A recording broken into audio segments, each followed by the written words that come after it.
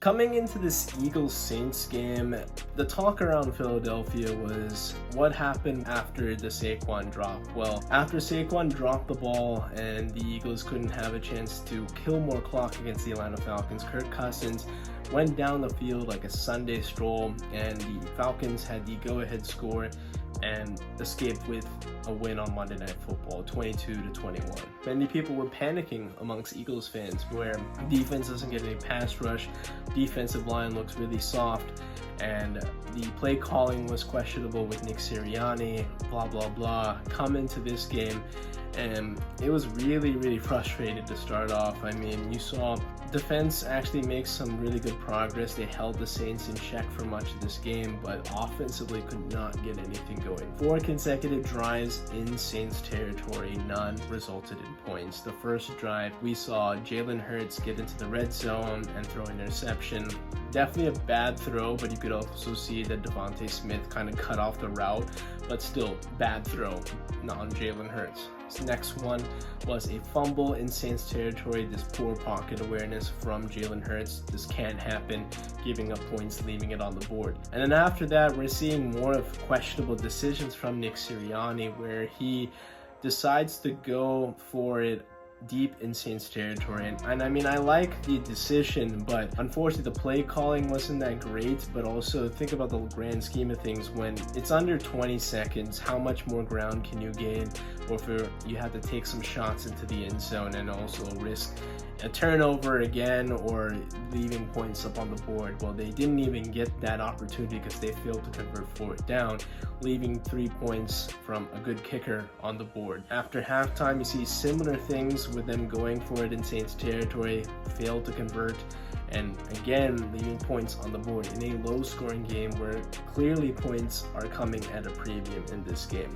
Defenses are getting after it, but offense is really having some unsuccessful periods. Well, fourth quarter comes around, and a play where basically Devontae Smith takes a cheap shot and his helmet gets knocked off, suffers a concussion, is ruled out for the rest of the game. This ignites the Eagles because they were able to reel off a 65-yard Saquon scampered into the end zone for the go-ahead score, and this sort of woke up the offense finally after struggling for much of this game. And the Saints offense even got triggered a little bit to get a couple of scores, and backs against the wall. It's 3rd and 16. Eagles are down 5 at this point, and Dallas Goedert, who's had a phenomenal day at this point, he reels off a 61-yard catch and run thanks to a brilliant mesh concept by Kellen Moore, where you're having the offense run completely to the right and you get defenders colliding into each other in the middle. Springs open a catch and run lane for Dallas Goedert. He's able to run up the left sideline. Didn't have all the gas to get to the end zone, but still sets up a 1st and goal situation from the 4. Saquon does the rest. Also gets a 2-point conversion from Saquon. Eagles go up 15-12. And this is where you put Derek Carr in a situation, a high pressure situation, and honestly didn't look very comfortable for much of this game, and when they needed him to do so, he failed to deliver. Panicked and gave up a deep interception, trying to go for it all. When you have 50 seconds, you only need 3 points, you have a pretty reliable kicker, and just panics. Reed Blankenship cuts off the pass, and it's an INT, game over, Philly wins. And think about how this defense has looked. I mean, Vic Fangio heard it all throughout the week. We all harped on him. What is this defense going to do?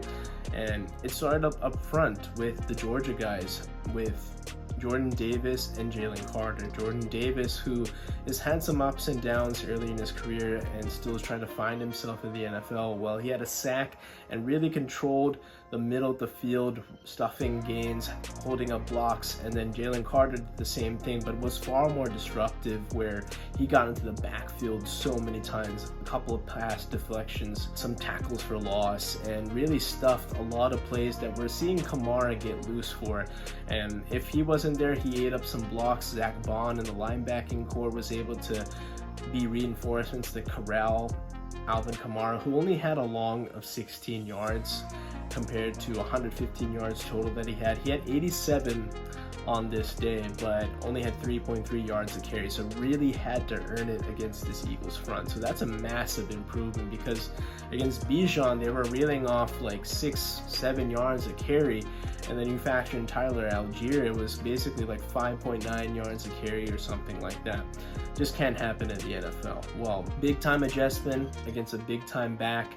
And that is a huge adjustment because this Saints offense was so fast, it's high flying. And remember Rashid Shaheed, where the guy that just gets behind every defense for the first couple of weeks? Well, it was completely shut out. And that's a massive credit to the Eagles secondary with guys like CJ Gardner-Johnson, Reed Blankenship, Darius Slater, and Quinion Mitchell. To hold him out without a single catch after 5 targets is just, that's phenomenal work. So this Saints offense was high flying. They scored 47 points. They scored 44 points in week 2. Hold them just to 12 points. That is an amazing feat. And to do it in their own building in a hostile environment where you don't have AJ Brown, you're without Devontae Smith, basically you're without Lane Johnson, you're without Mekhi Becton, your starting right guard. They found a way to win. It was an ugly win, but I mean, considering the circumstances, outplaying the Saints team, it would have been much more deflating to lose this game, given that you knew you outplayed them despite all these injuries, and that makes winning so much more rewarding in the NFL. So credit to Eagles. They're 2-1 in a real thick of it division in the NFC race, but they're doing it right now, and on to Tampa Bay.